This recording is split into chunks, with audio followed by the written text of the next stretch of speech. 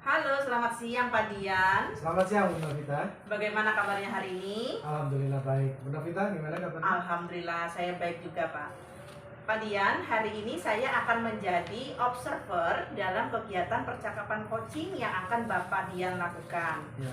Baik, sebelumnya boleh saya tahu siapa yang akan menjadi coaching? Yang menjadi coaching dalam coaching saya kali ini Ibu Ning Handayani. Ibu Ning Handayani, Ya. Baiklah. Sebelum percakapan coaching itu nanti Bapak Dian lakukan, saya mau menyampaikan ada rubrik penilaian yang akan saya gunakan sebagai observer.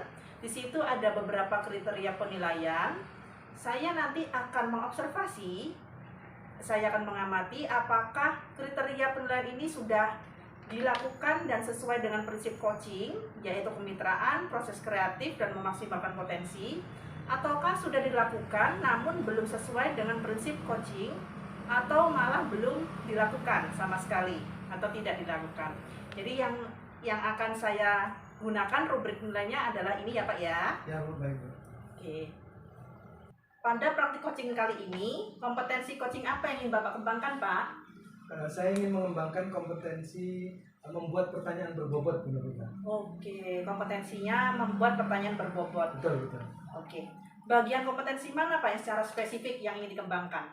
Yang secara spesifik yaitu yang bagian bersifat eksploratif dan terbuka. Yang eksploratif dan terbuka itu Pak. Oh iya, bersifat eksploratif dan terbuka ya Pak ya. Betul. Berarti itu yang akan saya observasi dalam praktik coaching yang akan Bapak lakukan hari ini. Siap. Oke. Untuk indikator ketercapaiannya dari bersikap terbuka dan juga eksploratif itu yang seperti apa Pak?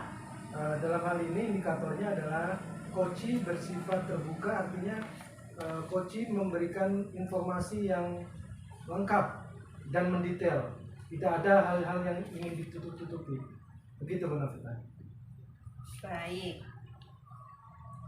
Baik Bapak, itu yang akan saya amati ya Pak ya. Saya observasi. Baik, silakan Bapak lakukan praktik coaching dengan Ibu Ning Handayani ya Pak ya. Ya, terima kasih Bu. Ya, sama-sama Pak.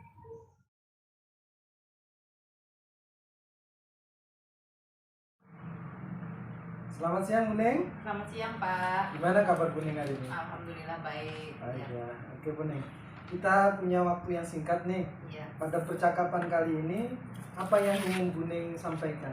Iya Pak, saya memiliki permasalahan nih tentang pembelajaran di kelas saya, di mana ada siswa itu kurang aktif dalam belajar, iya, dan nilai prestasinya secara akademik itu juga rendah. Oke. Jadi Bu Ning menghadapi seorang siswa yang kurang aktif dalam Iya. pembelajaran, kemudian prestasi akademiknya sangat rendah ya Bu Ning. Iya.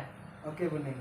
Dalam waktu kita ngobrol singkat ini, kira-kira apa yang ingin dicapai di akhir pembicaraan kita nanti Bu Ning? Ya, saya inginnya murid saya tadi secara akademik juga memiliki peningkatan lah, gitu. Dan juga lebih aktif dalam pembelajaran. Oke, jadi nanti Bu Ning ingin mendapatkan ide ya, cara ya, bagaimana membuat siswa tadi lebih aktif, kemudian prestasi akademiknya meningkat Bu Ning ya. Iya. Baik Bu Ning. Kalau kita punya skala nih dalam 1 sampai 10 nih, kira-kira murid Bu Ning tadi itu berada di skala nomor berapa kira-kira? Kira-kira ada di skala 4 Pak. Skala 4 ya? Iya. Oke. Terus Bu Ning ingin murid Bu Ning tadi secara ideal tadi berada di skala berapa Bu Ning?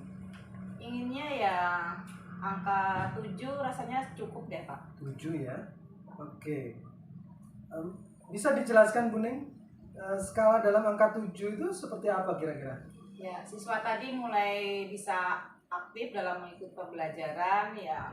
Ketika diskusi dia bisa ikut aktif juga, nggak cuma diam.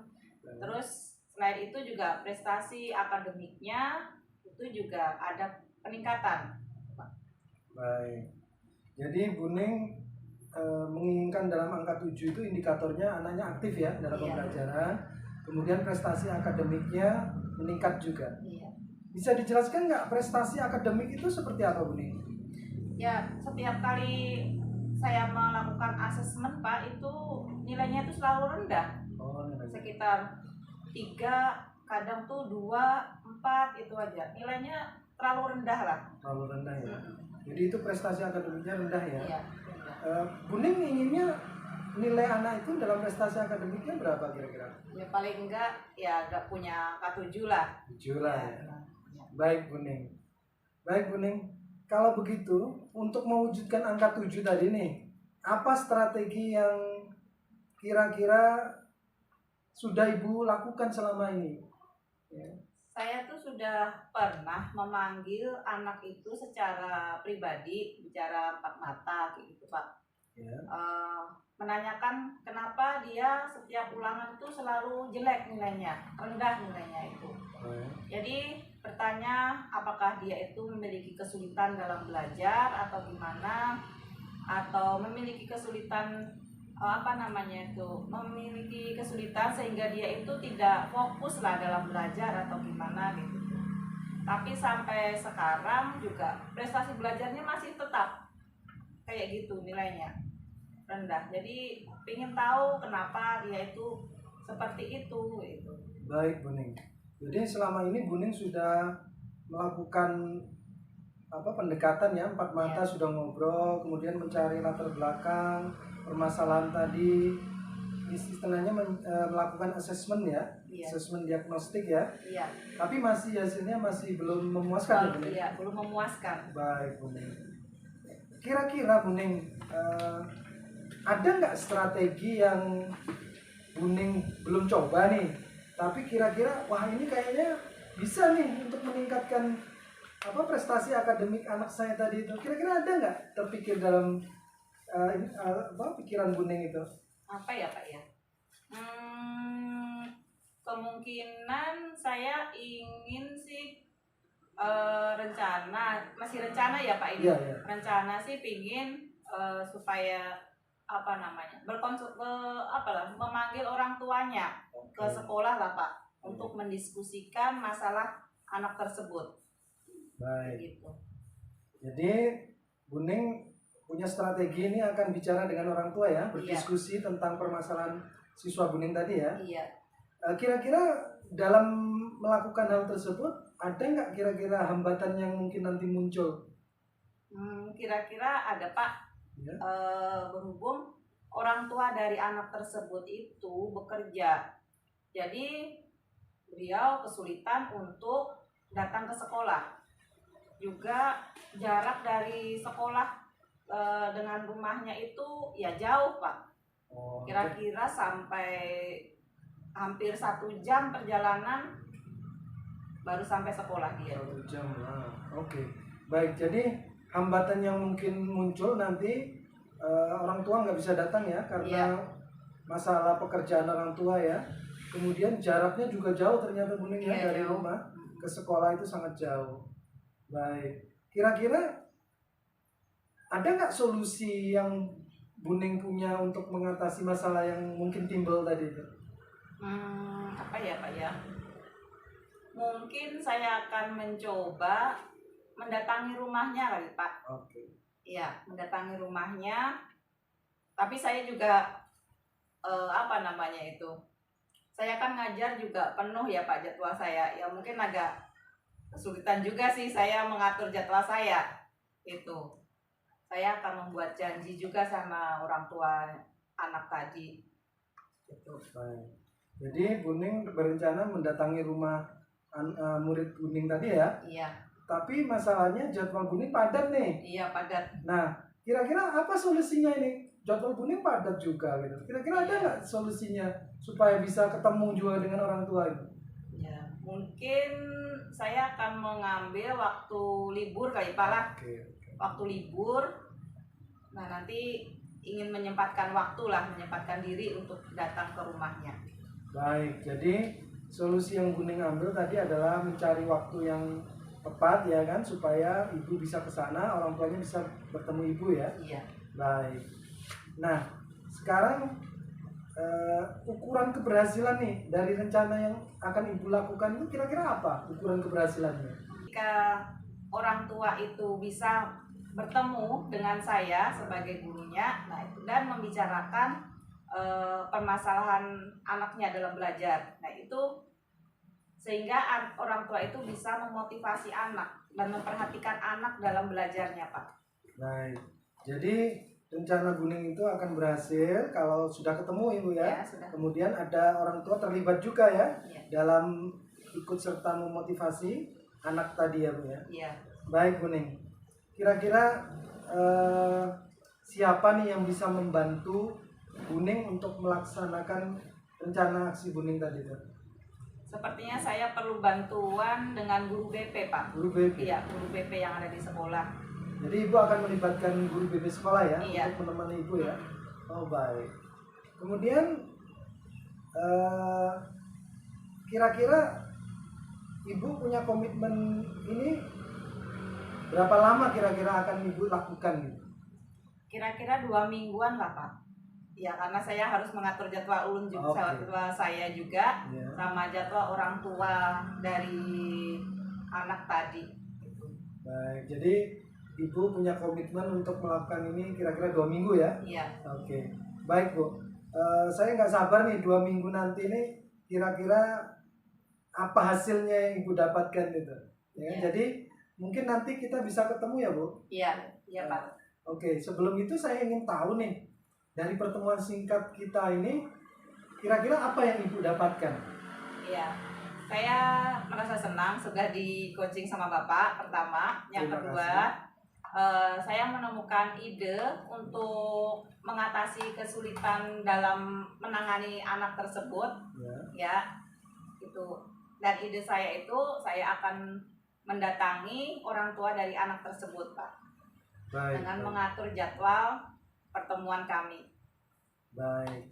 Jadi Ibu punya cara ya Iya. bagaimana untuk mengatasi masalah tadi ya, yaitu dengan cara mengatur jadwal Ibu tentunya yang juga padat sehingga bisa ketemu orang tua. Iya. Kemudian Ibu melibatkan orang tua tadi supaya bisa ikut memotivasi anak ya. Iya. Dan Ibu juga melibatkan rekan sejawat Ibu ya, guru BP tadi ya. Iya. Oke, baik Bu Neng. Saya tidak sabar nih 2 minggu yang akan datang bisa kita ngobrol lagi ya Bu Neng ya. Iya. Bisa sama, Pak. diceritakan nanti hasilnya bagaimana Bu Neng ya. Iya.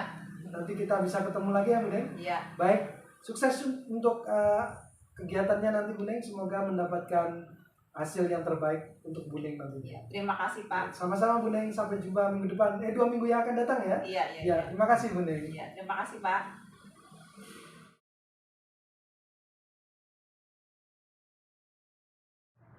Halo Pak Dian, Halo Bu Novita. ketemu lagi. Betul. Sudah melakukan proses coaching, Benar tadi sudah. sudah dengan Ibu Ning ya. Betul Bu. Oke, baik, kita akan melakukan percakapan pasca praktik coaching yang sudah Bapak lakukan. Tadi di awal saya sudah bertanya kepada Bapak terkait kompetensi coaching apa yang ingin dikembangkan. Betul. Nah, tadi katanya kompetensi coaching yang ingin dikembangkan adalah mengajukan pertanyaan berbobot. Betul Bu. Nah, dengan kompetensi yang lebih spesifik yaitu bersifat terbuka dan eksploratif. Betul. Bisa disebutkan Bapak apa yang menjadi indikator ketercapaian pengembangan yang diinginkan tadi Pak? Indikatornya adalah coach bersikap terbuka, memberikan informasi tanpa ada yang ditutup-tutupi, dan bisa mengeksplorasi ide gagasannya. Oke. Dari percakapan atau praktik coaching yang sudah Bapak lakukan, indikator ketercapaian itu tergambar di sebelah mana ya Pak ya? Itu bisa diketahui tadi ketika saya menanyakan mengenai hambatan atau kendala yang dihadapi. Buning tadi dengan terbuka menyampaikan itu tanpa ada yang ditutupi, sehingga saya bisa mengeksplorasi strategi-strategi beliau menghadapi hambatan-hambatan tadi. Gitu. Itu yang terkait dengan bersifat terbuka ya Pak ya? Betul. Oke. Untuk eksploratifnya yang seperti apa ya Pak tadi? Eksploratif tadi Buning ini mampu menemukan sendiri solusi. Awalnya kan beliau punya masalah, Iya. tetapi beliau juga punya kendala. Iya. Kendala tersebut bisa diatasi ternyata oleh Buning karena beliau mampu mengeksplorasi ide-ide gagasannya sehingga solusi-solusi itu bisa ditemukan sendiri oleh Bening. Oke. Gitu. Baik, berarti dari yang Bapak ceritakan sudah tergambar bahwa indikator ketercapaian dari kompetensi mengajukan pertanyaan berbobot tadi sudah terpenuhi ya Pak ya? Betul. Berarti itu sudah dilakukan dan sesuai dengan prinsip coaching, yaitu kemitraan, proses kreatif, dan memaksimalkan potensi. Baik Bapak, saya sekarang akan menyampaikan catatan hasil observasi saya yang sudah saya rangkum seperti itu, yang saya temukan selama mengamati atau mengobservasi dari praktik coaching yang Bapak Dian lakukan bersama coachingnya, yaitu Ibu Ning Handayani ya. Siap.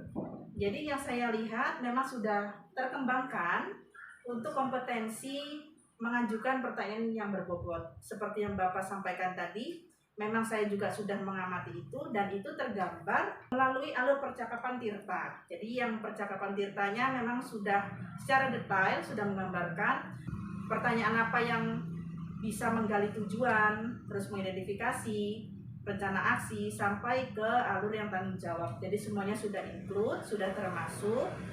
Dan juga untuk mengajukan pertanyaan berbobotnya, saya lihat Bapak sudah menggunakan kata-kata dengan tepat seperti bagaimana, ukuran skalanya tadi berapa, terus juga memancing Ibu Ning supaya bisa bercerita lebih detail. Jadi sudah sangat bagus Pak untuk bersifat terbuka dan eksploratif, sudah terkembangkan Pak. Yang terakhir saya ingin menanyakan kompetensi apa lagi nih kira-kira yang ingin dikembangkan?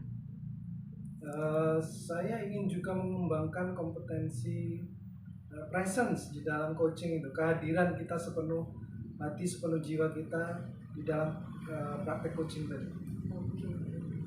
Karena itu memerlukan latihan kan, di mana kondisi sekitar kita, emosi kita kadang ikut mempengaruhi. Jadi saya ingin lebih hadir penuh ketika melakukan praktek coaching tadi itu.